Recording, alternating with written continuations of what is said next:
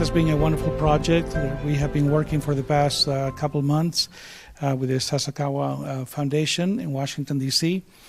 And this is also an event as part of the Global Spotlight on Japan that we have here at Utah Valley University. Once a year, the university selects one country to feature, and this year it happened to be Japan. So once we began working with the foundation as well as with the Utah Council for Citizens Diplomacy organization here in town, we felt that this would be a good opportunity to bring this event to our campus. So we have wonderful and distinguished guests this morning that I would like to introduce and present. And my name is Baldomero Lago. I am the Chief International Officer here at Utah Valley University. And from the university perspective, we lead multiple international events. Once a year, we conduct the diplomatic conference in November, and we're honored to have this panel today. I also want you to know that yesterday there was another panel up in Salt Lake City, and the World Trade Center, Mr. Miles Hansen, hosted in his office in conjunction with the Utah Council for Citizens Diplomacy. It was a wonderful event, and we had quite a few business leaders coming from the Salt Lake area. So today we decided to host it here in Utah County. We are very honored this morning to recognize the presence of Madam Consul General of Japan, Mrs. Midori Takeuchi. Thank you very much for joining us this morning. Also, the Consul for Trade and Business at the Consulate of Japan, Mr. Junya Inoue. Thank you very much for joining us. They have flown from Denver to be with us this morning. Also, I would like to recognize the president of the Sasakawa Peace Foundation, Mr. Satiori Akimoto. Thank you very much, Mr. Akimoto. And as well as the executive director for the Kendoran U.S. organization, Yasuri Ousumi. Thank you very much for joining us this morning. Some of these folks have come from Washington, D.C. or from Los Angeles. In addition, we have the president and CEO of the World Affairs Council of America, Mr. Bill Clifford. Bill, thank you very much for joining us as well. And then from the JETRO organization, we have the chief executive director that has come from Los Angeles, Mr. Osama Taki, and as well as his team. Mr. Taki will be one of our panelists, and also some of his team members are Yasutaka Asai and Christopher Baker. In addition to that, I would like to recognize the executive director of the Utah Council of Citizens Diplomacy, Felicia Maxfield. There she is. Thank you very much for joining us as well. And my two best colleagues that I have become very well acquainted, and we have worked very hard on this project. Sid, where are you, Sid? There you are. Thank you very much, as well as Shanti. And Shanti, there you go. Thank you very much for joining us. In addition to that, I need to recognize, of course, a good friend, Mr. Ben Hart from the Governor's Office of Economic Development, is also being on as a panelist, and my dear friend Miles Hansen, President and CEO of the World Trade Center Utah. Thank you very much, all of you, for joining us. And also of course, I need to recognize my boss, Dr. Cheryl Henowitz, Associate Provost of the Office of Engaged Learning. Thank you very much for being here with us as well. So we're going to proceed as if you look at the program, everyone has a program. If you would like just to follow along.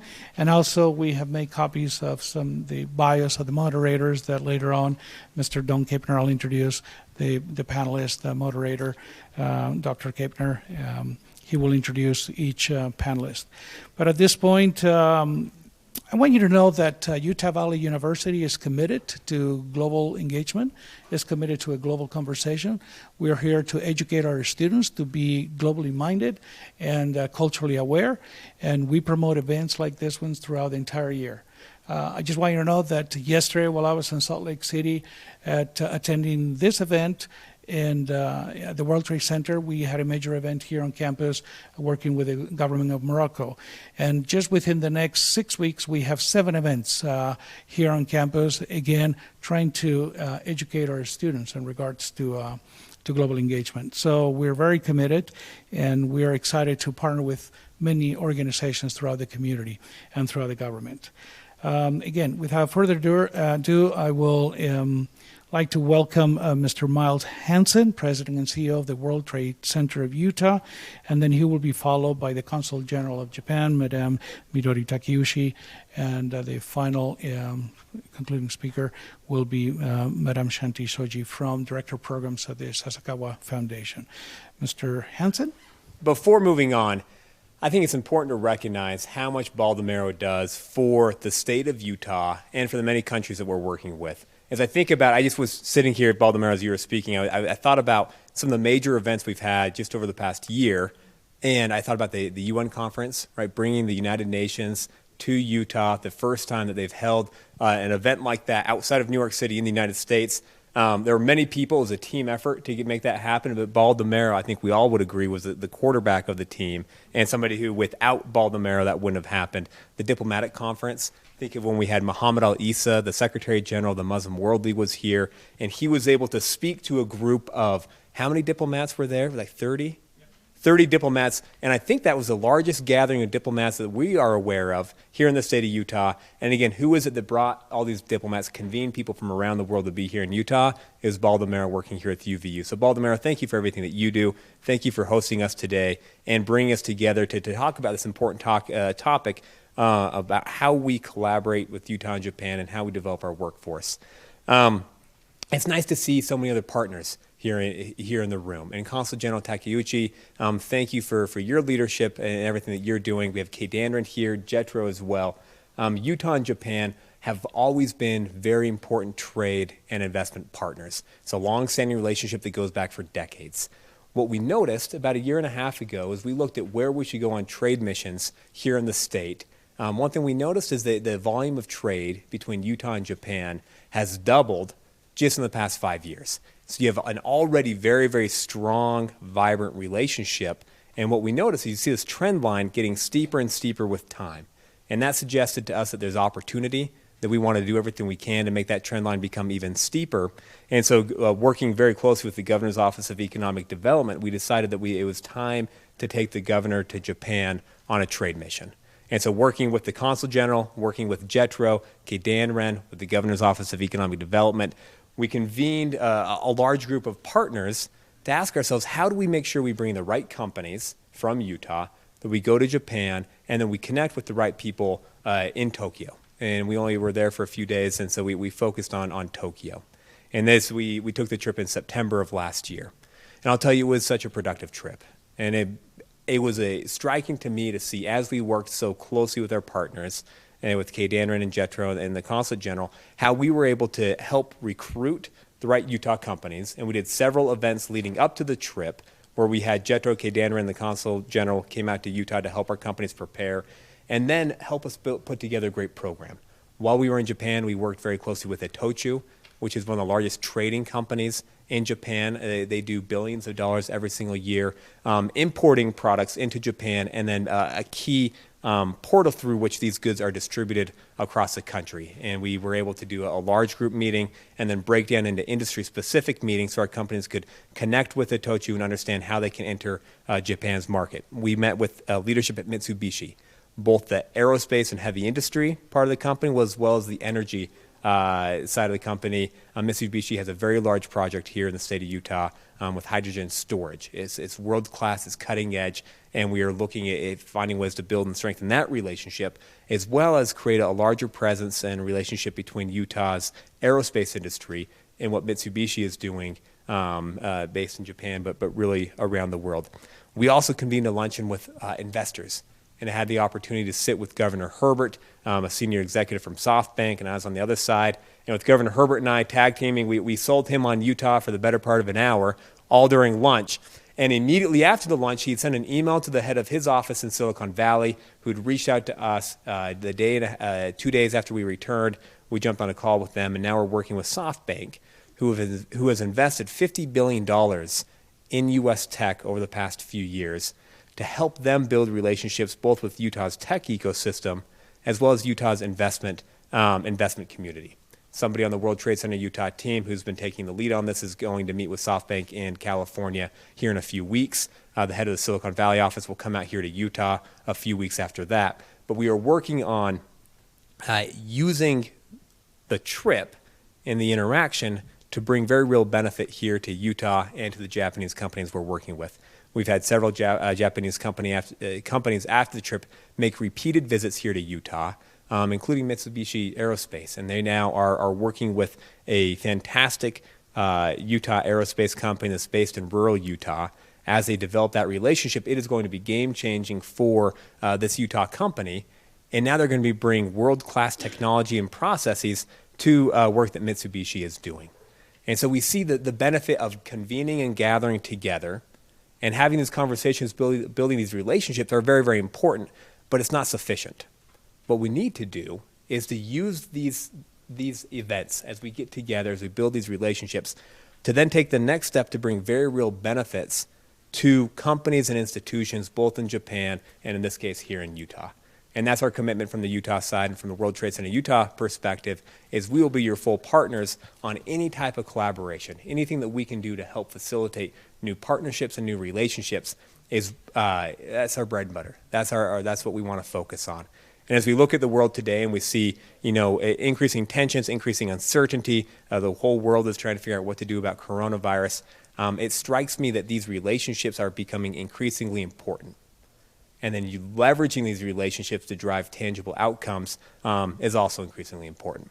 So count us as a full partner. Thank you for everyone for being here. Shanti, you and your team, thank you for all the work that you are doing to organize this great event.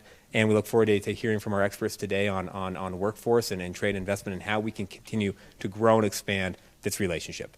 Thank you. Good morning, everyone. Thank you very much for having me. It's really a pleasure to help welcome you all today. I'm very happy to see such a great turnout in this beautiful campus of the Utah Valley University.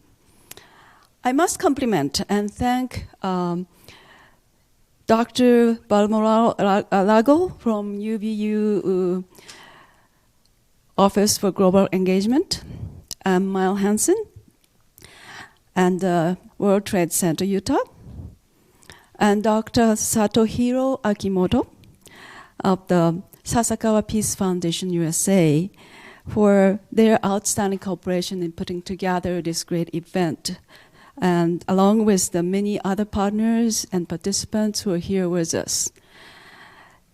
Since arriving in Colorado in the late 2018 to serve as Consul General of Japan in Denver, I have had the chance to visit this beautiful state 10 times. And I have come to very much enjoy and appreciate the people of Utah and the Western spirit of this area. My office, the Consul General of Japan in Denver, is in charge, serves for the 4 states of Colorado, Utah, Wyoming, and New Mexico. Our mission includes serving the need of Japanese citizens who live here and working to create a strong and good relationship between Japan and the United States in the field of business, economy, trade, and human and cultural exchanges. Today, Japan and the United States are 2 of the most advanced and modern societies in the world. We share same value of freedom, diplomacy, human rights, and rule of law. So the combination of our economic and strategic cooperation makes our relationship one of the most wide range and close bilateral partnership in the world. Recent economic and political trends are helping to further strengthen our relations. Last year in May, we are very honored to have President Trump and Mrs. Trump as the very first state guests of the Imperial Majesty Emperor Naruhito and Empress Masako. And President Trump and Prime Minister Abe has a very close relationship as well. Our countries successfully concluded the trade agreement, which becomes effective from the 1st of January this year. And our economic relations are developing accordingly. Connections between Japan and Utah are very strong, boasting an excellent existing relationship with deep local ties and long history. The Japan-related community here in Utah is extensive, with much residents experienced from the activities of LDS Church and from business relations with Japan. And local Utah schools and universities provide excellent programs and resources to build outstanding relations with Japan. The good number of Japanese companies represented in Utah, including some big names like Panasonic, Sumitomo, NTT, Rakuten, and Murata Machinery, and Sekisui House. Japanese-owned businesses in Utah employ several thousand of people here, and Japan is one of Utah's largest export destination, ranking the third next to United Kingdom and Canada in 2019. The strong local Japanese-related community in Utah features supporting activities such as the wonderful Japanese language school, which serves for the local and expatriate Japanese families, and the Japan festivals in the Japan Town Street in Salt Lake City are provide great opportunities to showcase Japanese culture. We are very grateful for that. And I think the people of Utah are very similar and familiar with Japanese, such as we are very family-oriented, well-educated, and hardworking. Also, we are very proud of our home and the beautiful environment. Last year, we welcomed Governor Gary Hubbard's visit to Japan in September on a trade mission, including opportunities to new connections and future cooperation in the area from technology, energy, and to develop a potential of Utah's inland port projects. All of this, together with the outstanding overall economic growth here in Utah, is positive for greater cooperation and investment between Utah and Japan in the future. The Consul General of Japan in Denver is happy to support this gathering and look forward to listening to the great panelists on the way the private sectors and government and education can cooperate together to encourage economic development between Japan and Utah. I hope everybody here today finds this event to be useful and productive. And once again, I thank you all for coming here today. Thank you. Good afternoon, everybody. I'm very happy to be here in Utah. I'm coming from Washington, D.C., so I love seeing change of scenery and seeing all the mountains. It's just so gorgeous. My name is Shanti Shoji, and I'm Director of Programs at Sasakawa Peace Foundation USA. I want to thank our co-sponsors who have come together to produce this event. So we have Baldomero from UVU and Amy as well. I don't see Amy in here.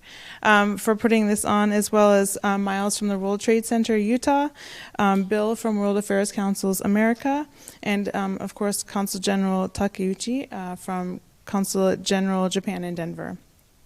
So Sasakawa Peace Foundation USA is a 501c3 organization based in Washington, D.C.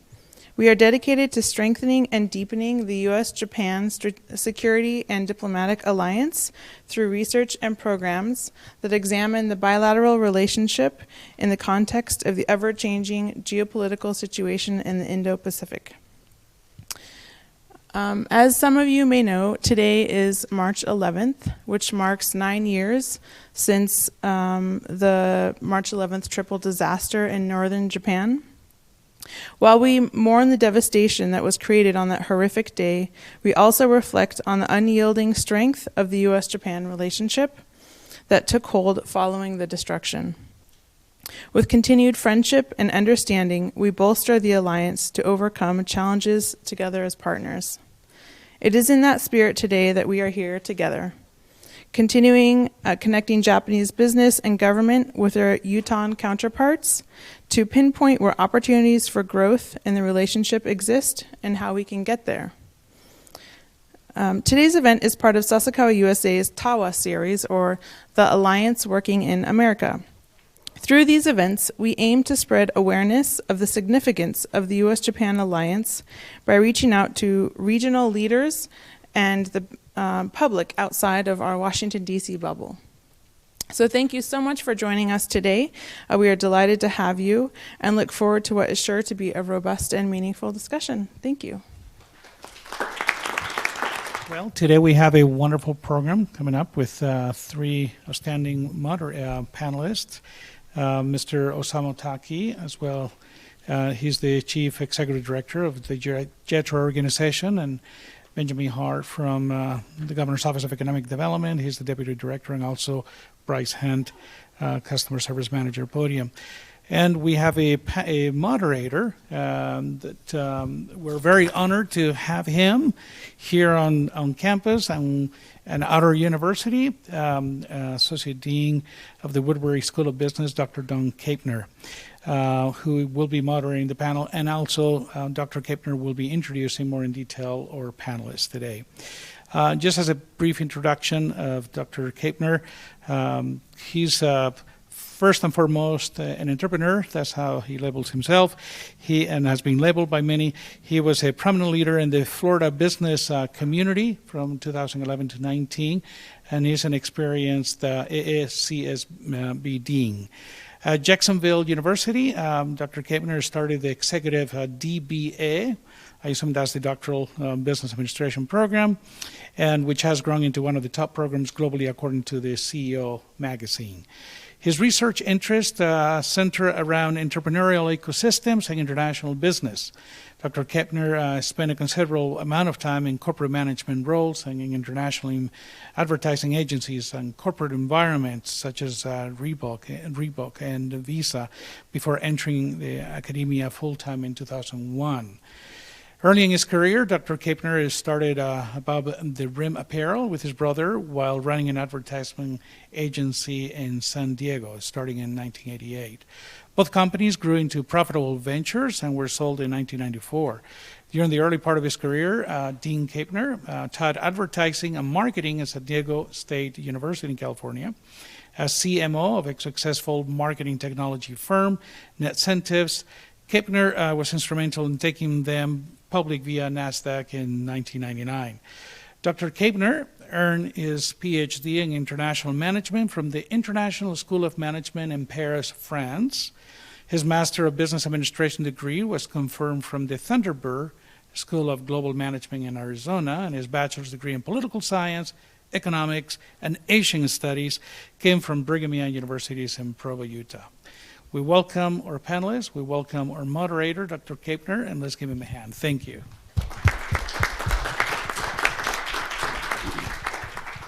Thanks so much, Baldomero. I'm going to move over and make this a little bit more casual, so I hope you'll allow me that.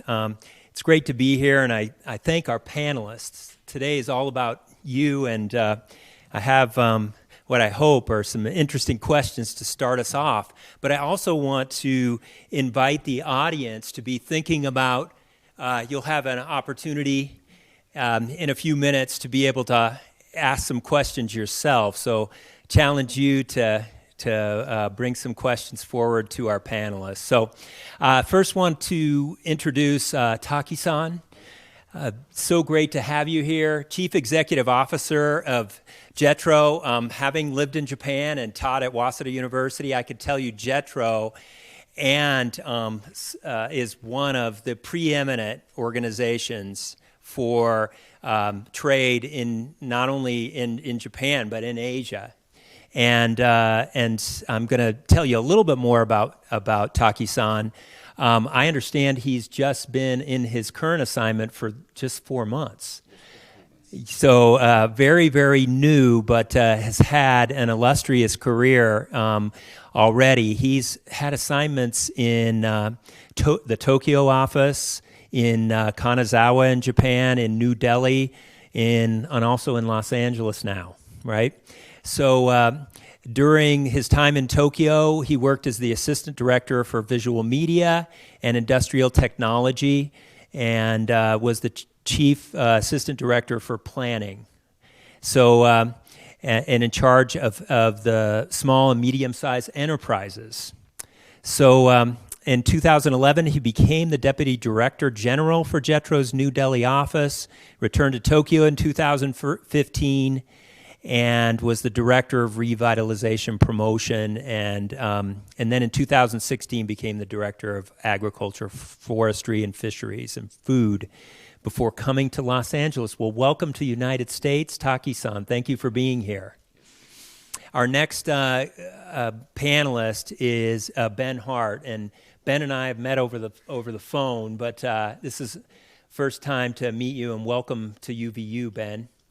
It's great to have you here. Ben completed both undergraduate and graduate degrees at the University of Utah, which is our flagship in the state of Utah. He currently develops the strategic direction for the Office of Economic Development in the state of Utah. So he's you can read his background. He's done an incredibly lot of things, and I want to give him an opportunity as we ask some questions to talk more about how your background has helped you kind of understand where we're going as a state, what we need to do, and also the people, the human assets that are required. Bryce Hunt is sitting right next to me. Bryce represents the young tech entrepreneurs in Utah, and for those of you here in Utah County, you know of an organization called Silicon Slopes. You also know of the growth that's been happening in the Lehigh area. And one of the principal companies that has been growing and is very prominent, because right on I-15, there's their headquarters and a second building being built right on I-15 next to it. She represents Podium, and we're really happy to have Bryce here as a young tech member of an entrepreneurial organization. And I think it's very representative of the 50 plus, actually 100 plus, but 50 plus companies that have more than 50 employees in that area. I know a lot of people don't know that. I had to ask Silicon Slopes last night to make sure my numbers were right on that. But she's currently managing some of Podium's largest customers as a strategic customer success manager. And she has connections to Japan also for some of you here. She spent a year in high school, her second year in high school in Japan. And she also did service for her church in Japan.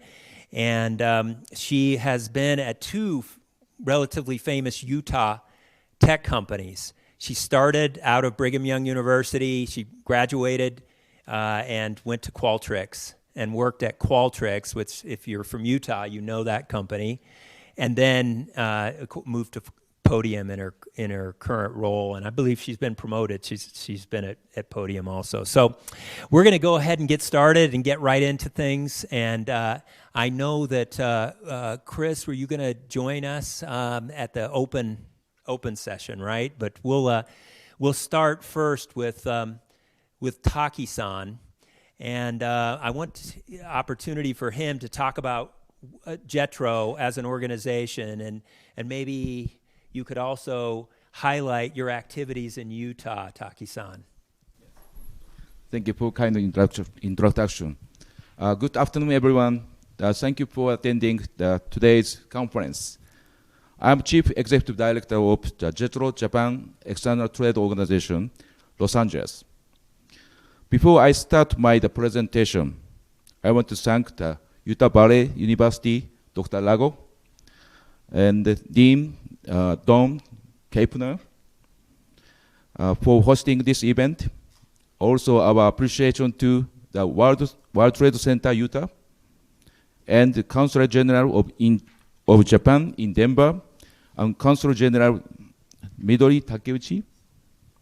And lastly, Dr. Akimoto of Sasakawa Foundation, Peace Foundation of USA, for inviting JETRO to participate. And since today is the anniversary of Great East Japan earthquake 9 years ago, I wish to thank the Americans involved in the Operation Tomodachi and the tremendous support of the American public.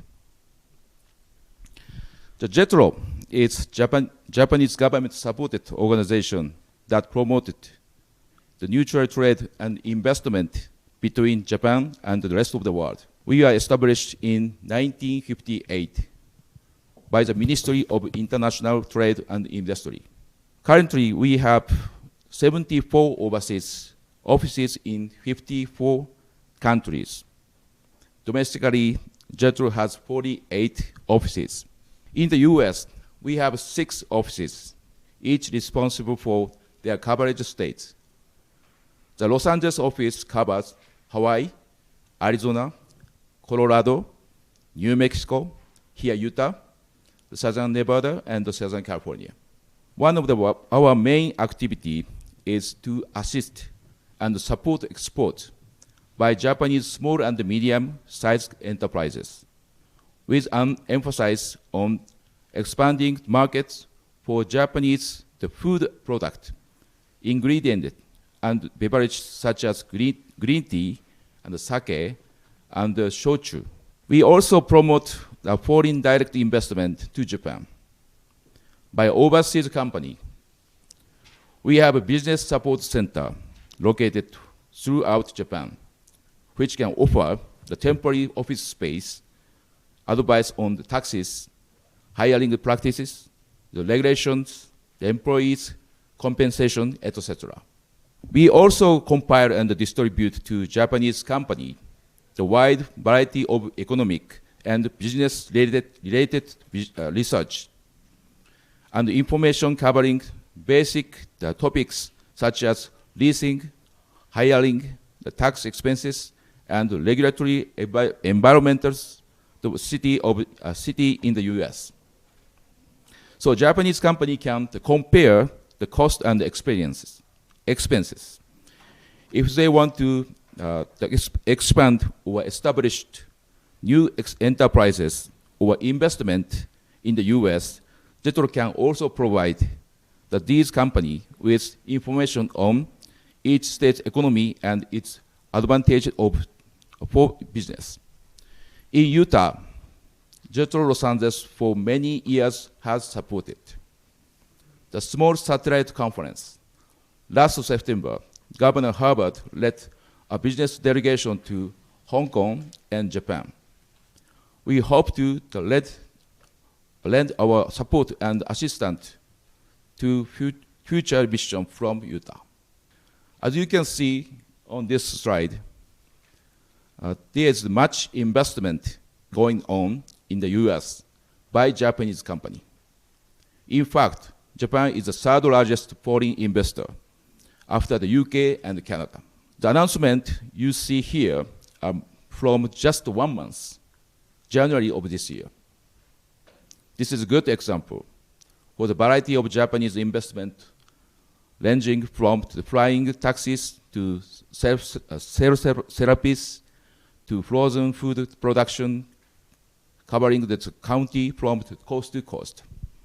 As for investment activity in Utah, we see last year the Rakuten acquired 2 Utah-based companies, the First Mile and IFS 360.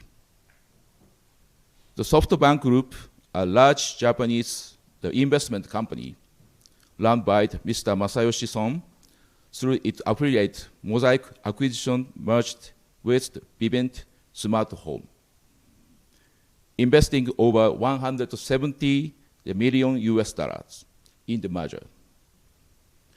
Japanese company in Utah, including Cirque Corporation, a subsidiary of Alps company, Silix Technologies, specializing in the wireless connectivity applications, and Panasonic, which is partnering with the Utah Department of Transportation to build a smart roadway data network. This slide, I think, is important. One of the questions for this panel is how can Utah attract Japanese company investment? And what sector have the most promise? As you can see, the result of this survey show that the recruitment and retention of employees is the big concern due to the tight labor market. To be very honest, the many Japanese business persons do not have the clear idea of advantage of Utah, but they may take a closer look at the quality of the workforce and the lower cost of doing business to give them the incentive to expand or relocate their business. Because of the challenges Japan, faced with its declined population, both government of Japan and private sector companies believe that expansion overseas is the key to continue growing the economy, and that new. Innovative sector in the future may prove promising and profitable. The government is focusing on number of key pillars: infrastructure, the finance tech, healthcare, and artificial intelligence.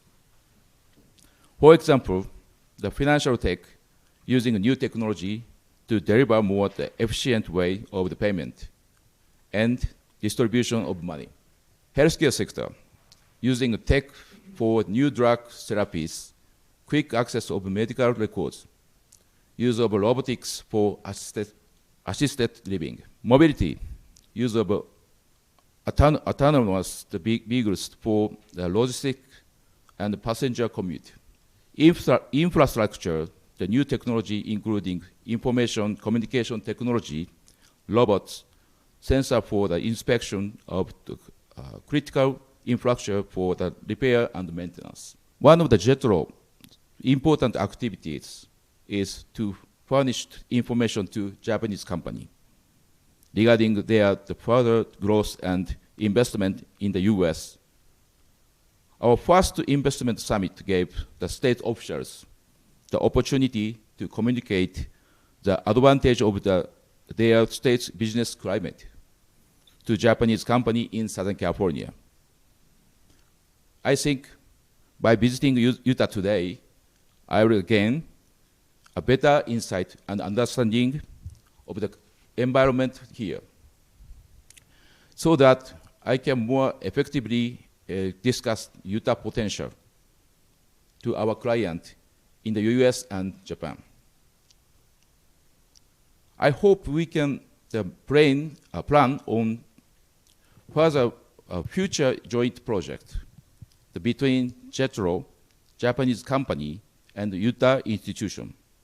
For example, the possible partnership with University for Japan Studies, or job training programs oriented toward students who may want to work for Japanese company. Thank you for attention and attendance today. Thank you very much.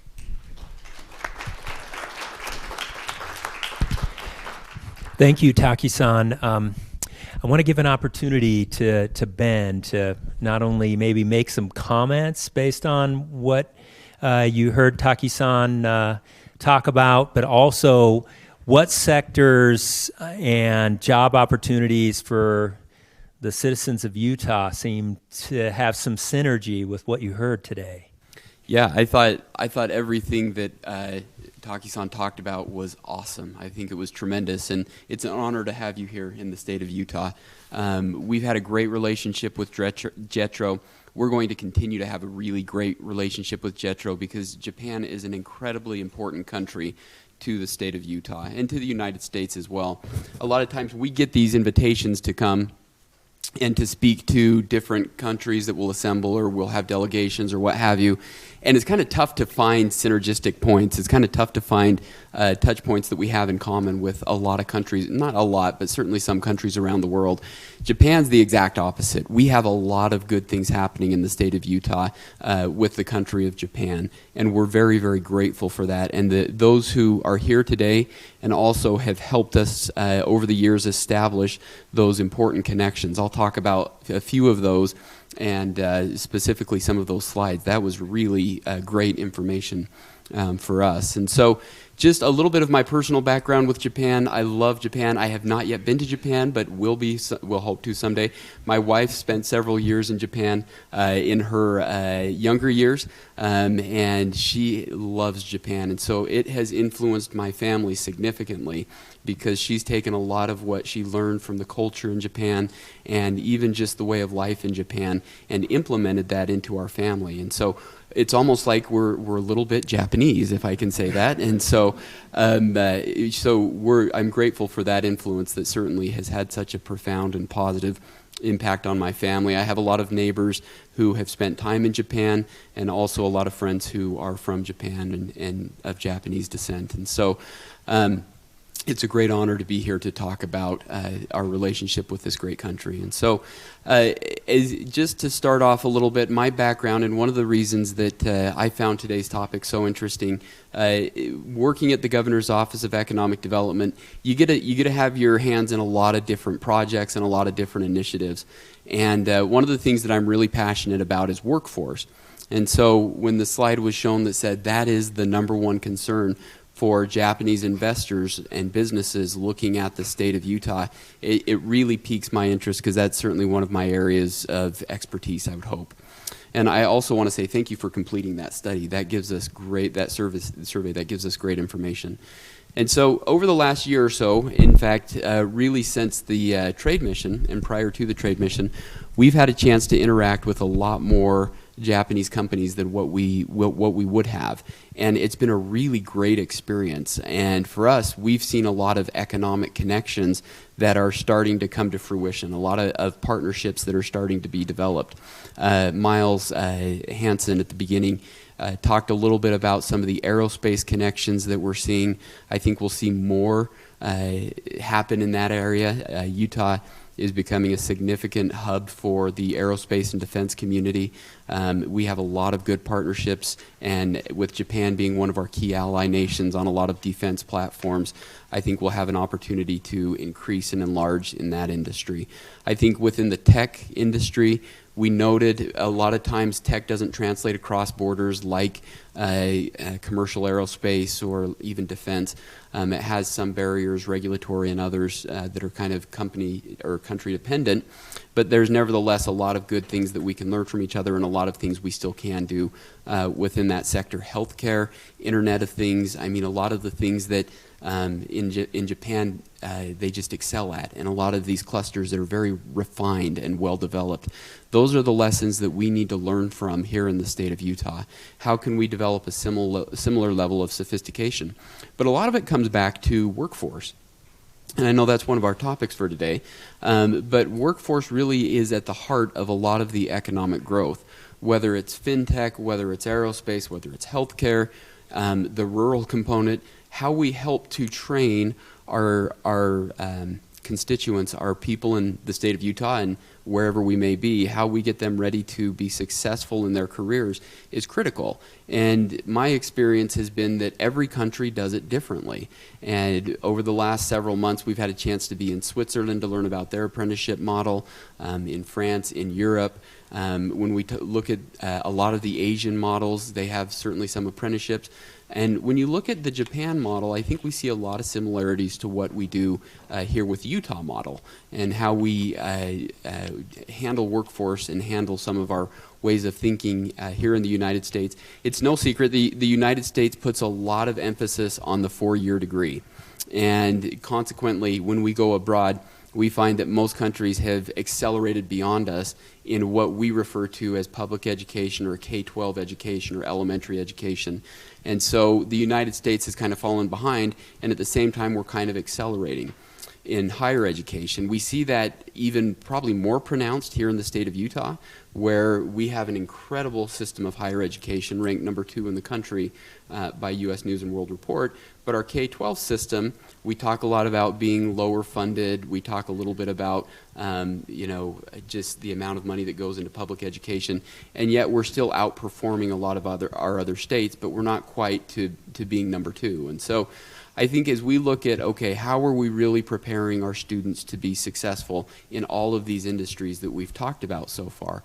One of the key areas that we've been involved with, and this is one of the areas I would really like to partner more with Japan, because as I've learned about their model, I think there are some really, really impressive examples and good things happening in Japan. But how do we prepare our students, not just with the idea, and I'm sorry I'm saying this at UVU, I apologize, but not that we're going to push everyone through a 4-year degree program, but how do we really push them to the programs that are right for them? And I love the name of this department, the engaged learning.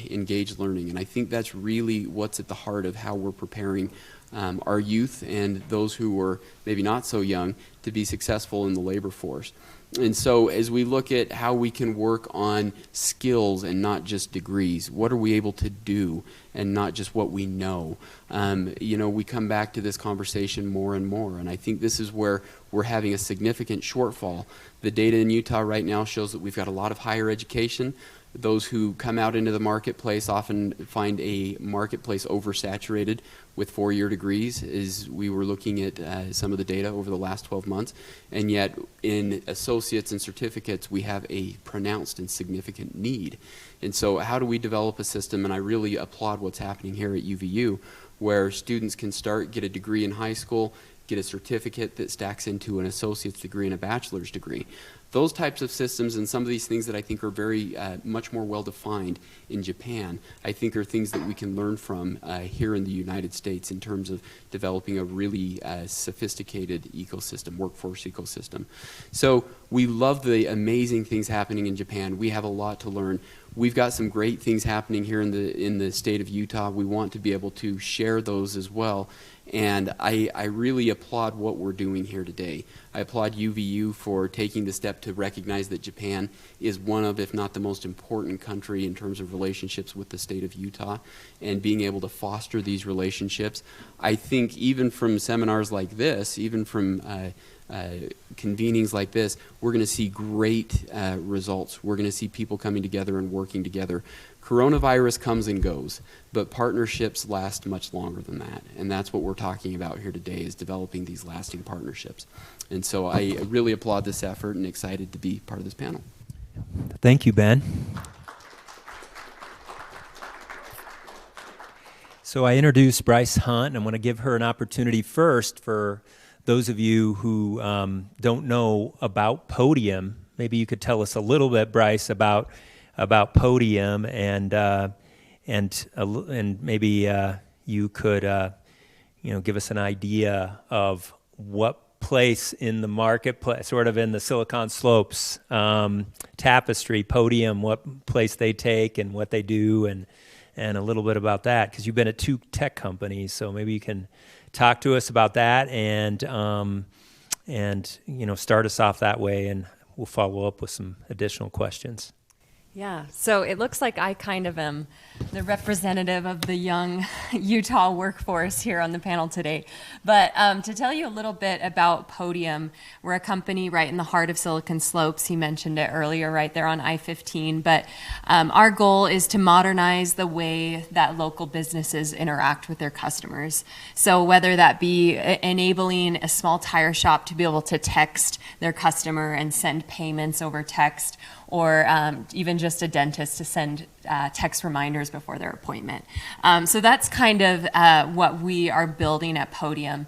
And what's great about the state of Utah is that we have been in hyper-growth mode for the last 4 years. I started at Podium just a little under 3 years ago at around 100 employees, and we now have over 800. And like he said, we are we are building a second building right next door because we're bursting at the seams. And I think that is not unique to companies here in Utah. I was at Qualtrics before, recently acquired by SAP, one of the largest acquisitions, private acquisitions ever, at like $8 billion. I was recently there, and same story, growing, having to move into new buildings, and that's what Utah is seeing. And I don't know about all sectors, but at least in technology, we are growing not just for the hard science degrees, not just in software engineers, but we're looking for people in sales roles, in customer experience roles, recruiting roles. There are a lot that are continuing to grow, and I think the strength of Utah is our yes, we have this education. We're right there sandwiched in between the University of Utah, UVU, BYU. We have lots of educated young people who are ready to work. And I think that's probably one of our biggest strengths is having that force. Thank you.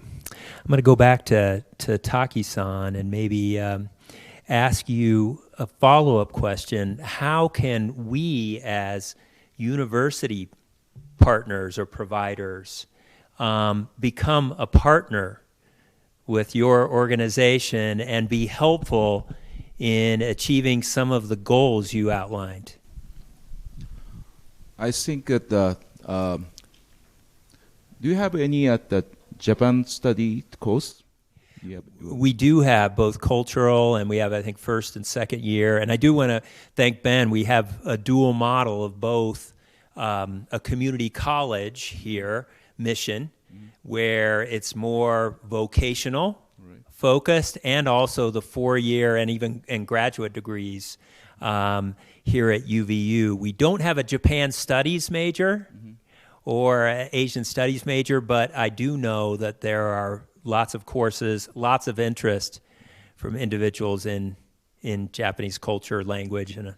So first of all, I think you can invite the Japanese leaders. Not only from Japan, maybe the Southern California, so many Japanese companies there. So you can invite them, some of them, then let them make presentation for the student. Then maybe after that, maybe some small job fair. This is another idea. Very good, thank you. That's something I'm going to take back to the business school since I represent Woodbury here. And I want to get back to Ben and ask about what do you think maybe are the challenges now for Utah and Utah's workforce, so to speak, to be able to take advantage of some of the opportunities that you've talked about? Well, it's a great question, and I think when you look at the data, and I think that was kind of represented in the survey that we saw, a lot of the people who look at the Utah data just see the 2.1% unemployment rate, and they think, can we really get the employees that we need? Can we really develop the workforce that we need? The almost paradoxical comparable stat, though, is our growth rate. And even at 2.1, we continue to have above 3% growth, which means we're finding people somewhere. We don't know where. I guess we'll find that when we get more demographic shift data and things like that. But we're finding people, and our economy is still continuing to grow. Those two things are almost somewhat contrary, and you wouldn't think we'd be able to grow at the rate we are with the unemployment rate we are. But when you look beneath just the data, I think you start to see what is a very, very vibrant and talented workforce here in the state of Utah. So we just had one of the premier Japanese companies that is considering an expansion into the state of Utah. And I think their initial impression, they saw a lot of the data, and they said, well, are we really going to be able to get the workforce that we need? But when we were able to take them out to our educational institutions, and we were able to say, look, we're graduating 25,000 students into the economy every year. We're one of the few states where we don't have all of our labor force, all of the internal knowledge regarding the company that's getting ready to leave. And a lot of states are facing this issue where a lot of their long-term employees are getting ready to retire. And here in the state of Utah, it's the exact opposite. We're graduating our largest demographics into the labor force. So we have a tremendous advantage over every state in the country. And it's just, we like to have kids in the state of Utah. It's one of the things we're very good at. And so we're okay with that. And so we have all these kids. We have to have the right education and workforce system to help them prepare for the labor force. But when we were able to bring this company to our educational institutions, show them what enrollments were like, show them how many people we have coming up through the system, they understood that it's not a matter of just having more jobs for the sake of having more jobs. We have to have these more jobs or we're going to start exporting our students outside of the state of Utah. And we've seen that dynamic over the last couple decades in the state. And so we have to be creating more jobs. We want jobs that our students want. I think Bryce is made some great points on that topic. We've got to have the right, whether it's tech, whether it's, financial, health, whatever it is, we've got to have the right jobs for these students. So a lot of it is just how do we align the workforce system with what our industry is needing and what's being required. One of the examples that we gave to this company that we were working with is a partnership that we have with Komatsu. And Komatsu is one of our has a very strong presence here in the state of Utah. And what they helped us in the state of Utah to develop was a very unique partnership where we're getting high school students who are starting at a younger age, who are doing job shadows, getting out and seeing what it means to work in a heavy equipment environment. They get a chance to do job shadows as they get into their junior and senior years. They get a chance to actually leave school and go be part of the shop and actually help out, do internships. That degree and certificate that they receive then stacks into an associate's degree. And UVU is one of our proud partners on this program, as well as Salt Lake Community College. And so a company like Komatsu, and we see a lot of the Japanese companies that don't just say, we'll take whatever you give us. And we see a lot of companies in the United States who kind of take that approach. We're going to take whatever you give us. But they say, no, we want to be involved in the education process. We want to provide these opportunities for students so they understand what's happening. That's proved really, really helpful for these students in terms of where they want to go. And it's also delivered to Komatsu a better talent pipeline of students that they're able to hire. And so that's been one of our really good partnerships that we like to hold up. And so we do have a very, very complex labor force and workforce system here in the state of Utah. But when you start to sort things out, it's great companies, great Japanese companies that are really helping us to take the next step. Thank you.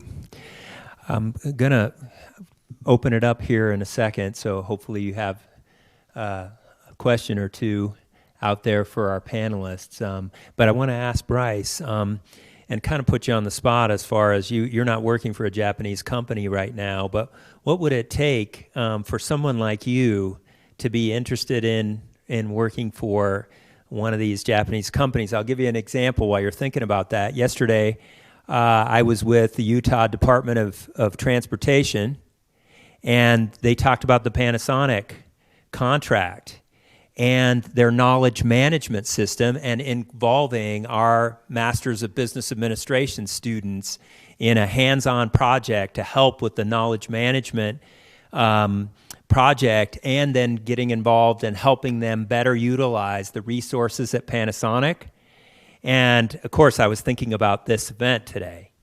And so a lot of those individuals who maybe don't have a specific interest in Japan are being brought into what Panasonic is doing and all that for the Utah Department of Transportation.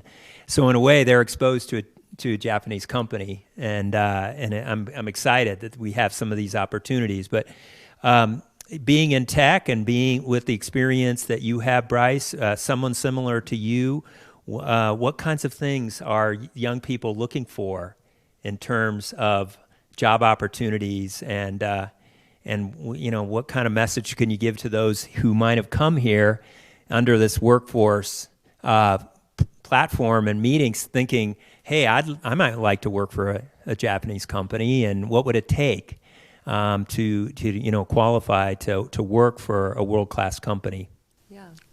Well, we've recently, I'm not sure when the term was coined, but Silicon Slopes, as we've mentioned a few times, we're kind of trying to mimic or get the same vibes that they had in Silicon Valley. So the kind of companies that are in Silicon Valley are companies that want to retain employees and want to make their employees happy. So whether that be the really flashy things like Google having nap pods or meals for every meal of the day, providing things like that, I think that's something that my generation is really looking towards, looking for a company that is going to care about them and that will provide the benefits that they want. And so that's kind of how I've seen companies around that I have acquaintances at, like a company like Domo is next door.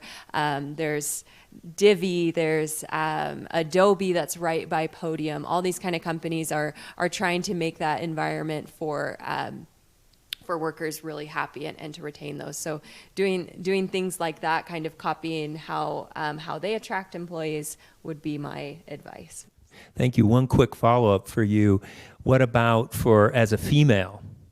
And aspiring, someone who aspires to grow in the organization, what kinds of challenges do you think are there? And we talked about being, family-oriented was a similarity between Japan and Utah. And what kinds of things, maybe as a female, would be extra interesting or appealing? You said having meals or having, let's say, flexible work environment is one, but what else? Yeah. One thing that Ben mentioned is that we like to have kids here, and there are a lot of babies being born, and our growth rate is pretty outstanding.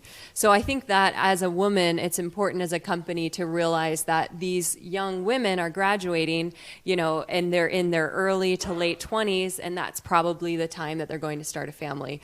Just like myself, I had my first daughter about 5 months ago, and so going back into the workforce is definitely a challenging thing, especially in the state of Utah, where probably the percentage of female workers is quite a bit lower. I don't actually know the statistics, but probably quite a bit lower than some other surrounding states. However, companies have really stepped up. Like my company, for example, Podium, is starting a daycare. So they will have a daycare that is in the building that will provide 50 spots for their children, between the ages of 6 weeks and 5 years. And it's a state-of-the-art facility. And Qualtrics is doing the same thing. They're also building I think they call it like the MIT of daycare. They want to make it as, as tech-focused, or, they want to create an environment of learning. So making it really easy for women to come back to work, to have the same standards of family and still value that, but be able to transition well with whether that be a flexible work schedule or something like a daycare. Great, thank you. I found that interesting. I hope you did. It talks a little bit about the culture, here, and how someone who wants to move forward in their career and go back to work 2 or 3 months after a baby, what those challenges and all that are. So we have a few minutes. We are hoping in the next 15 minutes or 20 minutes or so to be able to take a few questions from the audience for our panelists.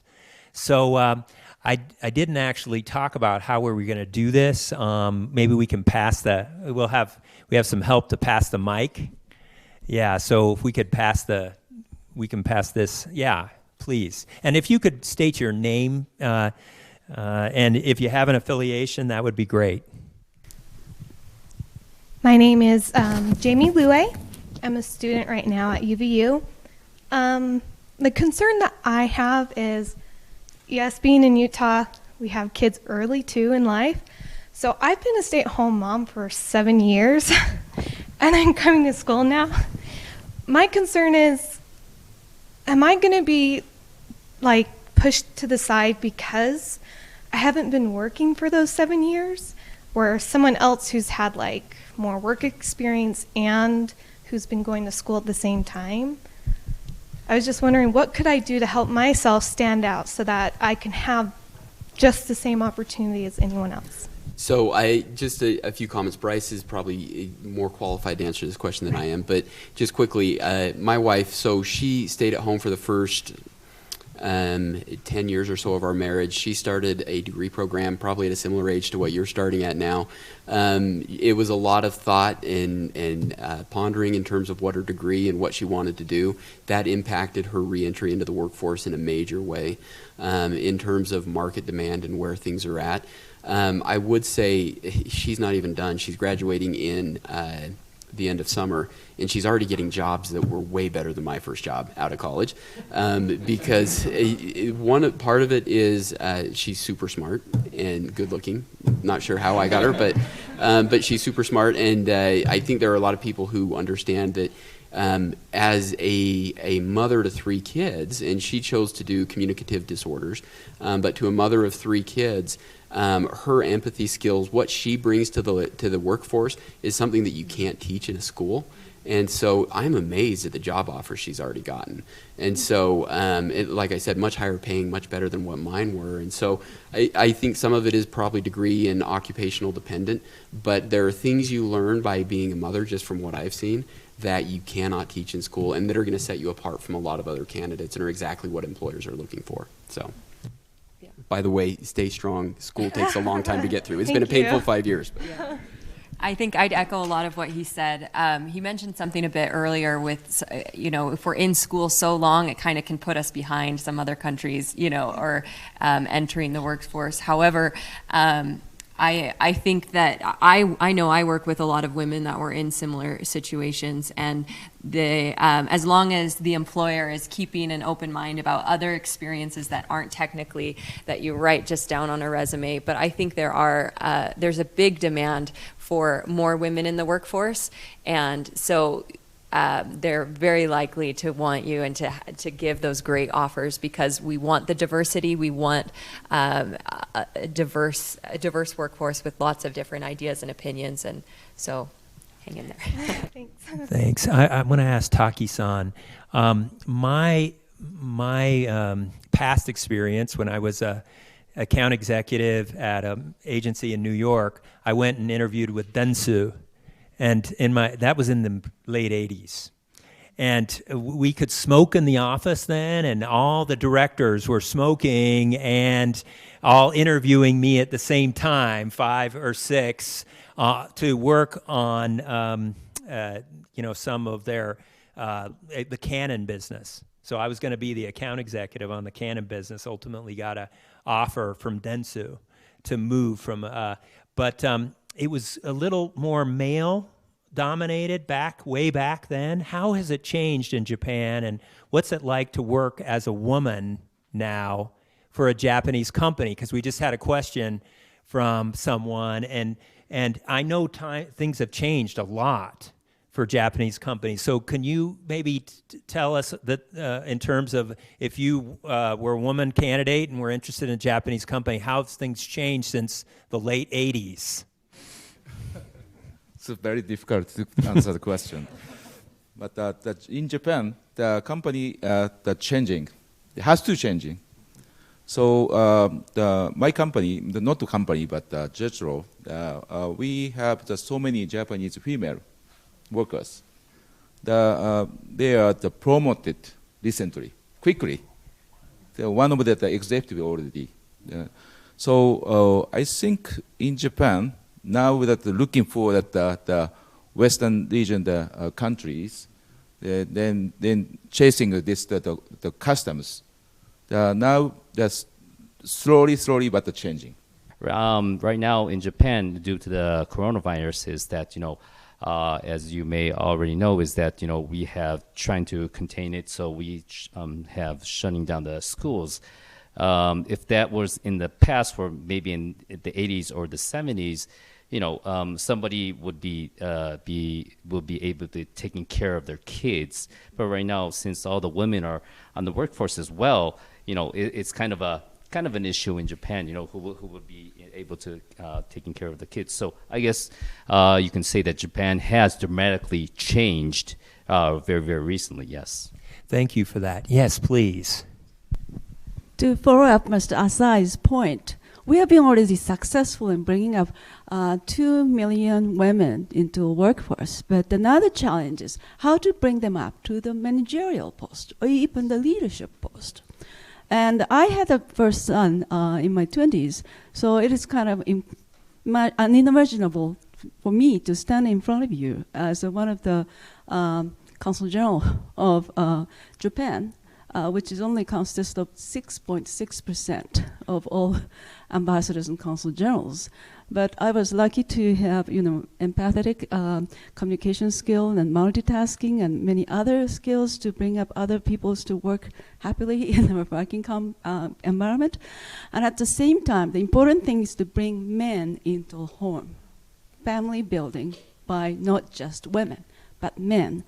And I am happy to report that in the Ministry of Foreign Affairs, even at all levels, administratives, specialists, and even higher-ranking officials, in the recruitment stage, we achieved 50% of all women and men. So I'm hoping to see more women consul generals and ambassadors in the future. Thank you. My name is Sherrick Peck. I'm a small business developer here in Utah. It was an honor to go to Japan in September with our governor. And I just wanted to get up and say that from my experience, from our experience in Japan and from 7 different countries that I went to last year, we want to do everything we can to have a better relationship with Japan right here in the state of Utah. I loved the ethic that we found in Japan. I loved the associations. I loved the relationships that we were able to forge and develop on our trip there. And I guess one of the things that I would like to know, though, is for us as very small businesses, we develop one product, and how do we manage to help bridge the gap for some of us smaller entities to be able to work closer with our Japanese counterparts? Okay, basically JETRO helping the Japanese company, which is small and medium. So we have lots of that potential investor, potential exporter, here U.S. also. So we can introduce and also some support to matchmaking. Yeah, that's good. Maybe small conference, one-on-one meeting. If you want looking for the Japanese company to doing business here, please talk to JETRO first. Thank you. I will. I'm Danny Colley. I'm the Director for Executive and Professional Education. And I just want to share that we have a very nimble non-credit programming here at UVU where we can respond and create those. For example, I was just talking with another company who's saying, we need technicians in 6 months, right? And so how can we produce that? And that's the kind of programming that we're looking on, that stepping stones towards a 2-year degree, towards the 4-year degree, and being able to also be that service to companies that are coming in. We just met with some development directors, and seeing how we can offer training at the same time space for companies that are coming in our region of service. So my question following that conversation was, what are the immediate needs that you see that you're hearing from companies that will support workforce development, especially in the rural areas? How can we be more responsive in terms of offering training? What kind of training are they looking for, so that we can attract more companies from Japan coming in? I forgot to mention, I also used to work at the Lee Kuan Yew School of Public Policy in Singapore, where we had interactions with Retro, so it was really a nice interaction. Yeah. Well, first and foremost, thank you for the amazing work you guys are doing here on continuing education. I think with regards to the continuing education non-credit world, what UVU is doing here is probably better than anywhere else across the state. So thank you for your amazing work. And the first issue is and always is it's an awareness thing. We've got to get more businesses aware of the amazing services being offered by our educational institutions. A lot of times, whether it's custom fit, whether it's continuing education, whether whatever it may be, they just don't know. And so I think first and foremost, it's an awareness issue. We have to get more businesses aware of these opportunities. The needs that we're seeing are diverse, and they're more and more diverse than we've ever seen in the state right now, which makes it harder and harder to pinpoint one thing. As a general demographic, I would definitely say that the most pronounced need is between certificate and associate's degrees as a general statement. But then within that, I would say a lot of frontline workers. We won't typically get involved in things like service industry where we can kind of consider it just sort of an entry-level job. But when we see a career path and an opportunity, that's really where we want to get involved. And that's also where we're seeing the most significant shortage. Manufacturing and building-related skills, hands-on, are definitely there. What we've seen emerge over the last 2 years, and I think this is going to continue to become a more and more complicated conversation, is what does the tech company need in the continuing education non-credit world? Is it coders? I mean, we've seen the private for-profit boot camps that have popped up. Is it, and I think Bryce talked a little bit about this, I mean, sales, marketing. I think the automatic qualifier that you've got to have a 4-year degree is going to go away, and I think more and more it's going to be in this arena, this non-credit arena. And so I think a lot of that is going to be, it seems to be the direction that we're heading with regards to these most pronounced needs. We really have to identify what the need is for the tech. I did want to just make 2 points. Jetro brought over a lot of companies for the small satellite conference up at Utah State University last year, and we had a chance to interface with a lot of these very high-tech Japanese companies, and in some cases very known around the world, in other cases just kind of small companies, and to hear about their workforce needs, to hear what they would need, you know, in partnerships was really, really fascinating. And I think engaging and having those conversations is just critical. And so I think we've got to be able to get to those employers and make sure we understand what the needs are. The other thing I would say, if anyone's paying attention to the legislative session, we try not to. I've been trying not to look at my phone for the last hour and a half, but as I'm seeing these text messages pour in. But one of the things, if anybody gets a chance, SB 96, the Emerging Technology Initiative. So this is Senator Milner's bill. It's going to make a significant investment into the professions that would support AI to support a lot of these emerging technologies where we don't have degree programs right now. And I wonder if some of that will be in the non-credit world as well, just because that's so important. And so we're definitely a developing and evolving state, but I think generally that's probably the area where there's the most need. But if you have a degree, we know if you've got a degree, you're going to have a job. I mean, that's the way the state of Utah is right now. And because we work across department, you can do end-to-end from the technical side, Salesforce, web development, all the way to the leadership and management courses that we work together with the Woodbury School on. Yeah, we need more of you guys. We need more of you women, not guys, but we need more continuing education all across the state. I know, I was looking at both of you. I'm like... I teach Japanese here. And we have a pretty strong program. I mean, we don't have any majors or minors, but still, we have quite many students learning Japanese. So always they ask me how they can use those Japanese skills to their future. So do you have any advice I can spread to my students? I'm going to comment really quickly and then ask maybe Taki-san. So we can invite our office to your student as intern. Oh, yeah, that would be an incredible opportunity maybe to go to LA for 1 or 2 of your students. That would be great.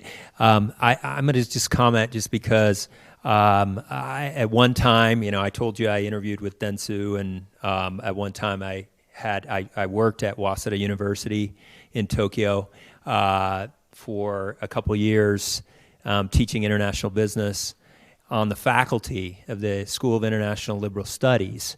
And I've worked for a Japanese company, and I do think that there is a little bit of a gap, and Bryce is a good example, not me, of this new generation of people who have some understanding of Japan, and at the same time, what kinds of things, what kinds of opportunities are there for your students to engage? And other than LA and Hawaii, it's hard to say. I mean, in terms of like customer service kind of things in Hawaii, I know there's opportunities there.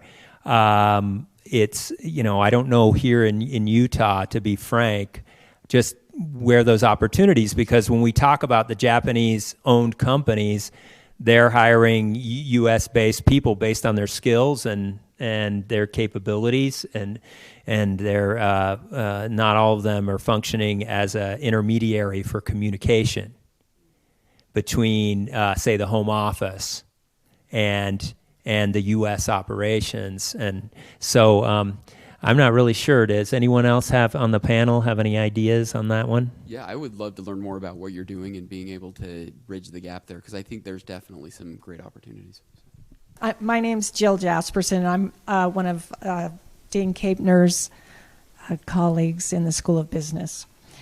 I think we heard from several of you about the inland port, and I'm wondering how, I guess I should ask Taki-san that, or perhaps Hart-san, if what the news is on the inland port as related to Japan and what they're planning to do with that. Have you talked about that? Yes, and I'll answer, and if either of the other panelists. So I don't know if I'm fortunate or I'm unfortunate, but I've been serving as a board member on the inland port for the last 2 years now. And so we know a lot about what's going on. Miles has certainly been involved with this as well. And so the inland port is definitely coming to fruition. It's been probably slower than what we would have wanted, but it's definitely meant to open up to more international markets. And so as we look at becoming a even stronger trading partner with Japan, not only in terms of distribution and logistics opportunities, but also manufacturing and actually buying and selling of goods and making sure that we're getting goods out of the United States, which has been one of our issues. The inland port gives us a new opportunity to do that. And so it certainly has been a little bit slow coming, but we're excited for what the future of the inland port is. I think we're kind of through some of the hurdles that have hindered us. Obviously, the mayor of Salt Lake didn't like it. We've got a new mayor in Salt Lake, and she's at least willing to listen. We've had really productive conversations with her. And so I think we are on our way at this point. I'm very, very optimistic about the future of the inland port, and I think Japan is one of our prime trading partners, and that's really the purpose. So. Thank you. And I want to thank our panelists. Can we give them a round of applause for... Thank you to our distinguished sponsors and guests today. I want to remind those of you who have been here that there's a questionnaire that if you could fill out and drop on the way out, that's great. And if you RSVP'd or reserved a place for lunch, that'll be on the 4th floor. So we want to again thank you all for being here. A very warm welcome, and maybe I don't want to say sayonara because that's kind of a final, like, goodbye kind of thing, but ja mata ne. And thank you very much for being here.